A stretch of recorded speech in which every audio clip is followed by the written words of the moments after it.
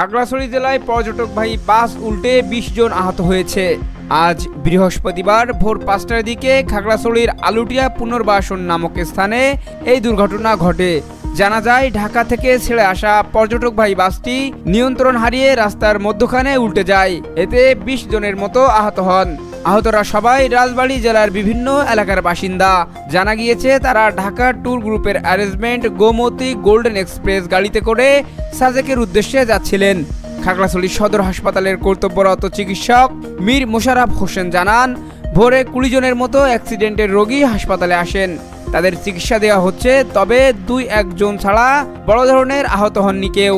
আশা করি এখানে তাদের চিকিৎসা দেওয়া যাবে এবং দ্রুত নিজ নিজ বাড়িতে চলে যেতে পারবেন। এদিকে পুলিশ খবর পেয়ে বাসটি উদ্ধারের চেষ্টা চালাচ্ছেন।